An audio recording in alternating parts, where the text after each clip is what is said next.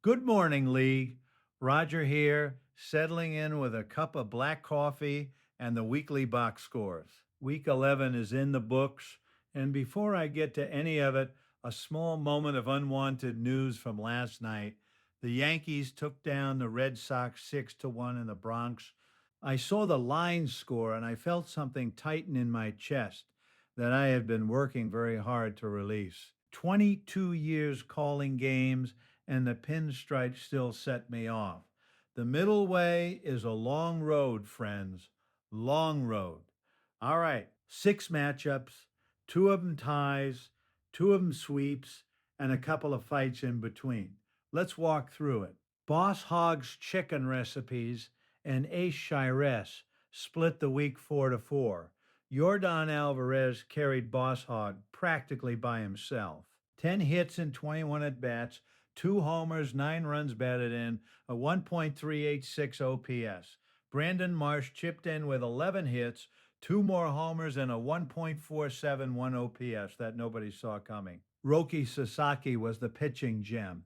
7 innings, 10 strikeouts, no runs. On the other side, Jackson Churio went off. 10 hits, two homers, 8 runs scored, 8 driven in. And Shohei Ohtani, the hitter, posted a 1.312 OPS, but the staff behind Ohtani gave it all back. 4-4 feels right. As Yogi Berra once said, you cannot win them all. Or was that the Buddha? Hard to tell some days. Primetime Jeffrey and Starla's Supper Club also tied at 5 apiece. Bryce Elder for Jeffrey threw 12 and two-thirds, 10 strikeouts, a 3.55 ERA. Willie Adames added 3 homers and 6 driven in. But Starless had the bigger weapon. Pete Crow Armstrong went 11 for 25 with 4 homers, 6 runs batted in, 2 stolen bases, and a 1.401 OPS. And Gage jumped.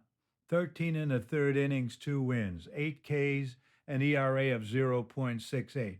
That is the kind of line that wins multiple pitching categories on its own. 5-5 was fair, but Starlers might wish they had stretched for one more.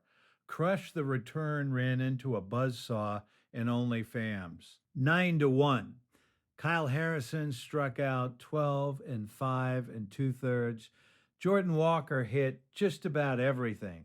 11 hits, 3 stolen bases, a homer. Joan Duran and Louis Varland combined for 6 saves plus holds with no runs allowed. Crush had Christopher Sanchez do everything he could, 7 innings, 1 earned run, a win, but when the other staff posts a 0.00 ERA across multiple relievers, you just shake your head and start writing next week's lineup.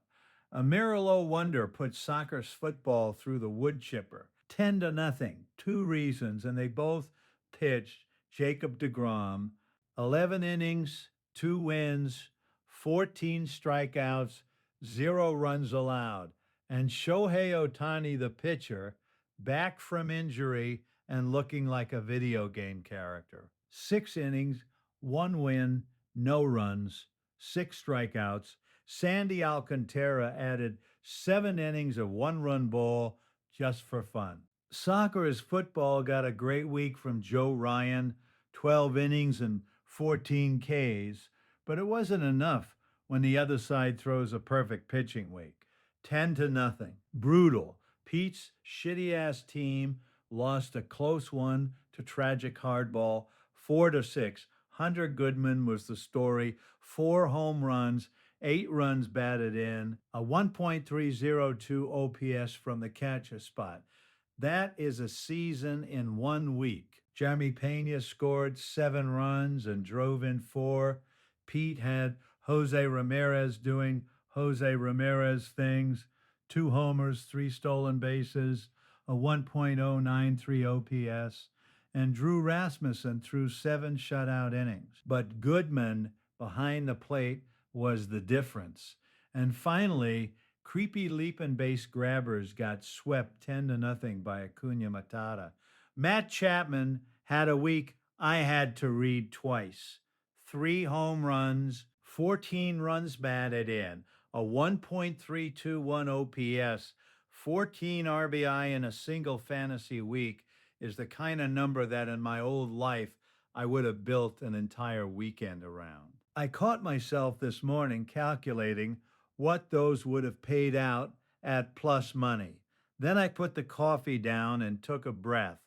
Adley Rutschman added 7 RBI of his own, and Sean Manaea threw 9 innings of 3-run ball with a 0.78 WH whip.